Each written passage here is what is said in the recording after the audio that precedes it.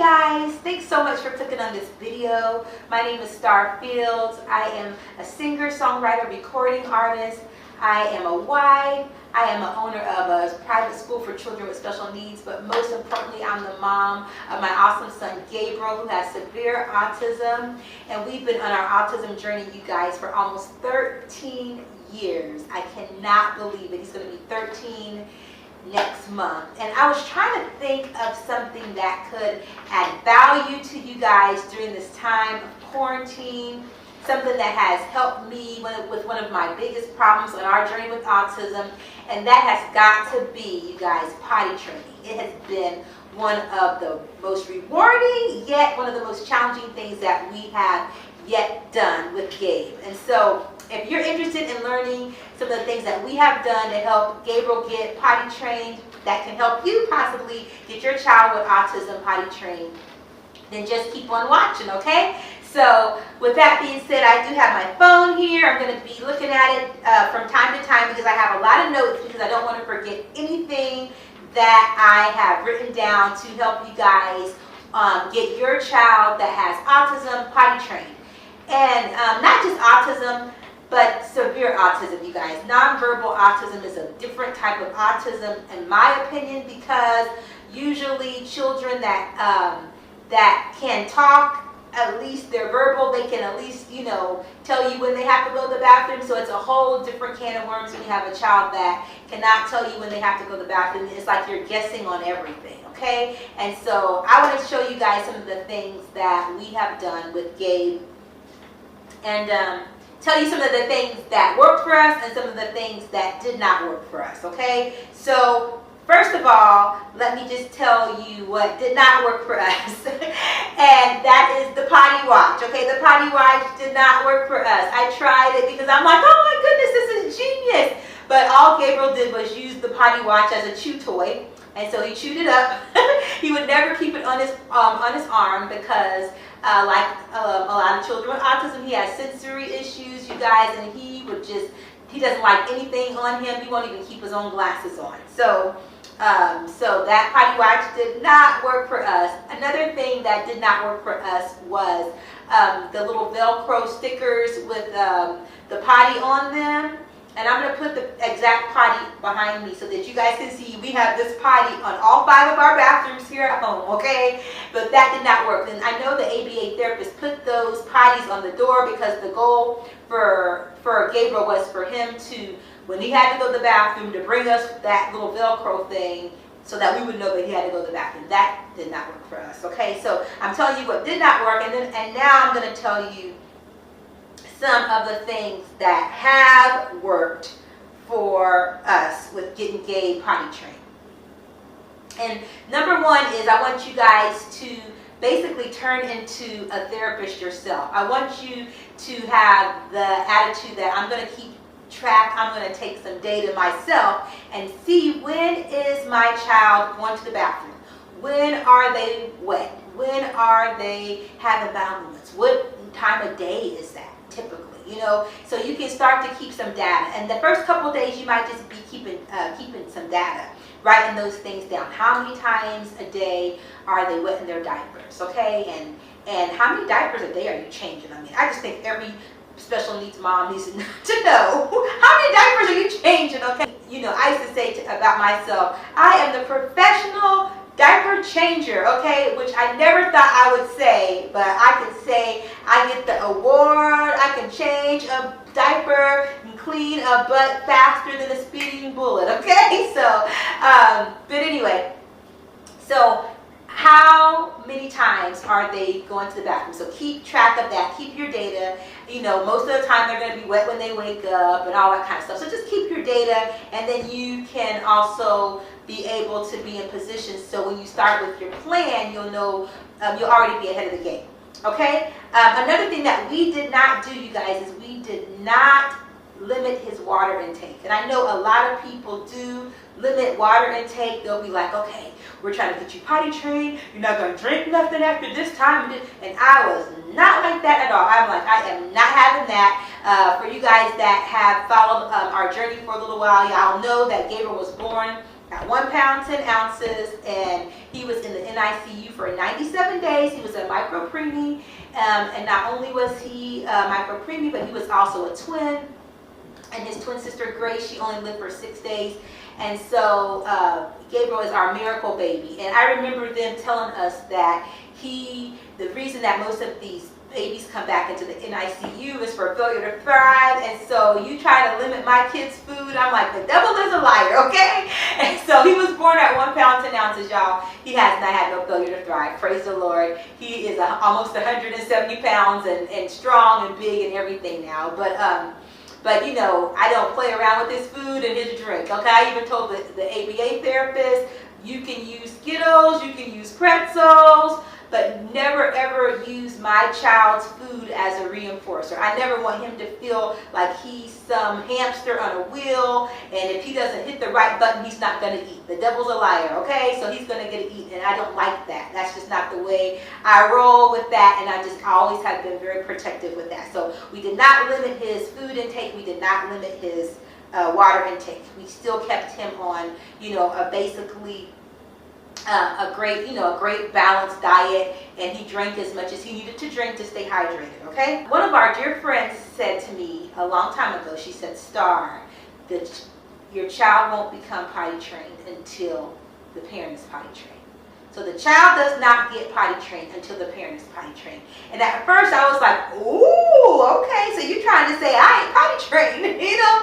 But what she was saying was, basically, we've heard that saying before, when the student is ready, the teacher will appear. But what she really was saying was, you've got to be consistent, and you've got to get ready to do all the steps that it's going to take for Gabriel to get potty trained. And I totally understand that. And so with the ABA therapist, we made a plan, and they came over. And one of the things that we did first was we had already taken our data, okay? The next thing that we did was we barricaded our family room here, and that's actually where I'm filming at right now, in our family room. And our downstairs, you guys, is almost 2,000 square feet. Our upstairs is almost 2,000 square feet. So we had to kind of barricade and give Gabriel boundaries, okay? And that's one of the biggest things, is giving them boundaries, so he didn't have access to the whole entire house at one time. And so we started off in the bathroom, okay? So all my mommies and daddies out there, y'all get excited about making the bathroom your friend, okay? And we started off in the bathroom, you guys. And take your pillow in there, take a blanket if you need to, because you're going to be in there for a little while, okay? And take some toys for your kids in there, and maybe a couple of reinforcers, and you know, some water, whatever you're going to need, because you're going to need to be in the bathroom for a while, because you are going to be getting their brain used to going to the bathroom in the toilet versus in this diaper that they've been utilizing for probably all of their life. And at first it's every 15 minutes, so every 15 minutes, and I'm the one getting trained. Okay, because I'm the one in the bathroom every 15 minutes. And what we put on Gabriel, we put him on a long t-shirt. And so he just had to basically sit on the toilet to go to the bathroom. There was no underwear, no diaper or anything. His goal was just at first to go pee in the toilet, okay? Because the goal is for them just to sit on the toilet and go to the bathroom. So he sat in a t-shirt. And we did this for 15 minutes. And every 15 minutes we would tell him to go to the bathroom. Every 15 minutes, tell him to go to the bathroom. And soon, whenever the alarm went off, he would start to go to the bathroom on his own every 15 minutes. And so when he did that, we were able to expand the space. So then he got to have access to not just the bathroom now, but he would have access to the bathroom and the hallway, okay? So bathroom and hallway in every 15 minutes. Okay, you're starting this process, then you go to 30 minutes, and then you go to 45 minutes, and then you go to an hour, okay? So now that he has access to the bathroom, the hallway, when he masters that level, then you give him access to the bathroom, the hallway, and maybe a little bit of the family room. And that's why you're using couches to barricade. You're using baby gates to barricade. You're trying to give them space, but you're still creating boundaries. So you're just going back through your process, 15 minutes. 30 minutes, 45 minutes, an hour, okay? And every time as they begin to master that area without having accidents, you give them a little bit more space and a little bit more space and a little bit more space. Well, you guys, that works awesome when the ABA therapists are there, but then guess what has to happen when the ABA therapists leave? You have got to keep it going. And so that's one of the things that we continue to work on with Gabe even after the therapist left.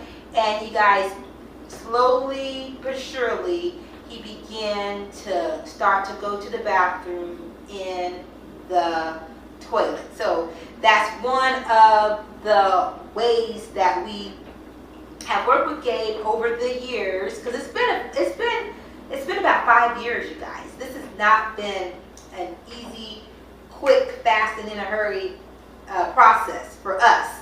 Every child is different. Every child learns different. But for us, it has not been a quick, fast, easy process. And one of the reasons that I don't think it's been a quick, fast, easy process is because we're always running and running and running from place to place to place. And before we started our own school, we had him in public school, and of course they're not going to be in the same routine as we are. Everybody's not on the same page. But now with our private school being on the same page as the ABA therapist company, as us being on the same page as with the family, then of course everybody's on the same page, and you can make so much progress when everybody is on the same page, okay? So the consistency is the key. And remember, the child won't get potty trained until the parent gets potty trained, okay? And that just has a lot to do with the timing and being consistent and doing it over and over again. Okay, and then remember the long t-shirts. It's going to be times where you feel like, you know, he's going to be living in this long t-shirt. He's just going to be running around the house in a long t-shirt, okay? But it was all strategy and all part of him learning to get potty trained. And you want to remember also that potty training is not just peeing in the potty. They have to learn. They have to know the art of pulling their shorts down and pulling them back up. Okay, so there's pulling their shorts down, pulling their pull-up down, or their underwear, and then being able to pull those things back up. Okay, so it's not just the actual fact of them peeing in the potty, but you're teaching them this step by step by step. Okay. So the consistency is the key, and then giving them access to more and more space. When they've mastered the smaller space, then you expand them to a little bit more space, okay? Every time they pee in the potty, you cheer, you celebrate, you act like they just won the gold at the Olympics, okay? You cheer for them and make them feel so, so, so important. And you can start to see the pride in their eyes when they actually feel proud of themselves. And that is something, you guys, you can't put a price tag on that. So when you're cheering for them, they know they're doing something good. High five, lots of love and hugs and kisses and everything. That way they feel really, really good about peeing in the potty. And you can add reinforcers when you're starting this process. Add reinforcers. It can be candy, Skittles, you know, something like that. If you need to, if your hugs and loves and cheers aren't enough, you can add some reinforcers. And then you guys, you can begin to fade those reinforcers out as they begin to master that level. And you soon won't have to give them any type of reinforcers, because they'll just be going to the potty because they know it's the right thing to do. And then another thing I want to tell you guys is to stay in study mode, okay? Stay in study mode. And I asked you guys this question out there in the YouTube world. How do you know when it's time for you to start training your child, to start potty training your child? You know, for us, I thought that he should have started getting potty trained at age 3.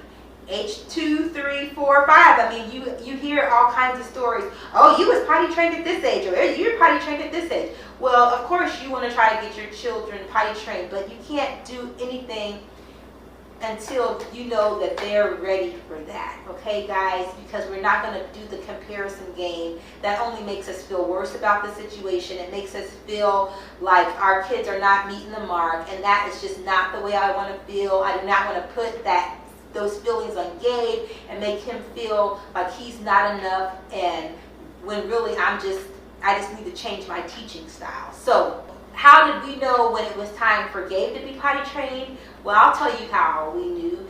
We would have him dressed all in a cute outfit, and the next thing you know, he comes running down the steps or running in the family room, and he has on nothing, just the shirt and not the bottom. So I'm like, oh, okay. So you know how to take your pants off and on and the diaper. So that's when I knew it was time, because he did not like being in a wet diaper. So if he peed in his diaper, he was in his own mind now taking off his wet diaper and just leaving it upstairs, and he didn't know it really how to pull his pants back up or put his pull it back up. So, but I knew that at this point now, I know he knows he's wet. He realizes that he's wet. He realizes that he doesn't like that feeling, and he is doing something about it. That's when I knew it was time for us to really hit it hard with the potty training and try to accelerate it, because I knew now that he was ready. What else do I have on here? So now, you guys, let's get a little dirty, okay? I want to talk some dirty talk to y'all. Not really dirty talk like that, but let's really talk about some things that people do not talk about. Okay, I want to talk to you guys about the bowel movements, because with Gabe, the bowel movements and the pee were two separate situations. He got the peeing in the potty down way faster than the bowel movements, okay? And so the bowel movements has been and continues to be our biggest victory yet, okay? We are so excited about that bowel movement in the potty, okay? I want to talk to you guys about something that I don't see a lot of parents talking about, and that's just the crap, okay? A crappy situation. And this, you know, of all the things that I've dealt with having a child with special needs, this one almost sent me to the moon. I'm talking about fly me to the moon. Yes. And I mean, I was not happy. I was not the happy star that you guys see on this camera right now. I mean, when you are waking up every single day and you get up, it's going to be a great day. I'm so excited. And you're waking up and you open up your child's bedroom door and you get that whiff of that crap I'm smelling. Like, oh my God. Is it on the walls? Is it on the toys? Is it in his hair?